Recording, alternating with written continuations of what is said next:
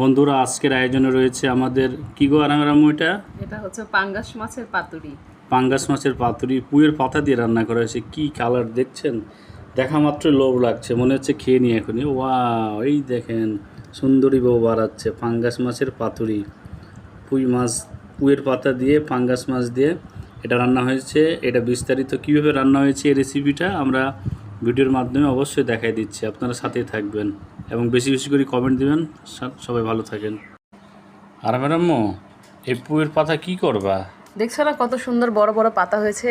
আজকে তোমাকে একটা নতুন রেসিপি করে খাওয়াবো। কি রেসিপি? চলো দেখাচ্ছি। নতুন একটা ইউনিক রেসিপি।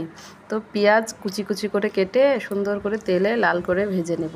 পেঁয়াজের সাথে শুকনা মরিচ আর জিরা এগুলো সুন্দর করে ভেজে নেব। আর পাতাগুলো ভালো করে পানি দিয়ে পরিষ্কার করে নিতে হবে। এই যে 2 পিস পাঙ্গাস মাছ আছে, লবণ দিয়ে ভালো করে ধুয়ে রাখবো। আর পেঁয়াজে যে লাল হয়ে গেছে, এখন এটাকে পাটায় বেটে নিব। পাটায় বেটে নেওয়ার পরে এর মধ্যে একটু আদা রসুন যেহেতু বেটে রাখছিলাম আগে, ওগুলো মিক্স করে দিব।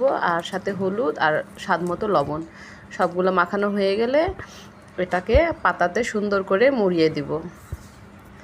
মোড়ানোর পর এটা কি করবা? এটা এখন রান্না হবে। এটা হয়ে যাচ্ছে পাঙ্গাস মাছের পাতুরি। তুমি তো মনে হচ্ছে বউয়ের মতন সাজাচ্ছ।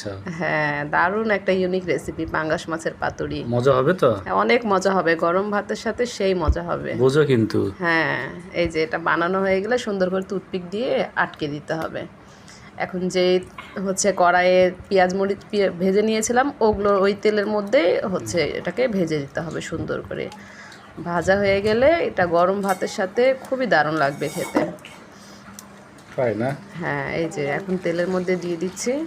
এটাকে ঢেকে আধা ঘন্টা বা 20 মিনিটের মতন রান্না করে নিলে এপাশ ওপাশ করে বাস রেডি হয়ে যাবে। কালার চেঞ্জ হচ্ছে, তাই না? হ্যাঁ, এই যে কালারটা চেঞ্জ হয়ে গেছে, বাস উল্টে পাল্টে নামিয়ে নিতে হবে। হয়ে গেল রেডি পাঙ্গাস মাছের পাতুরি।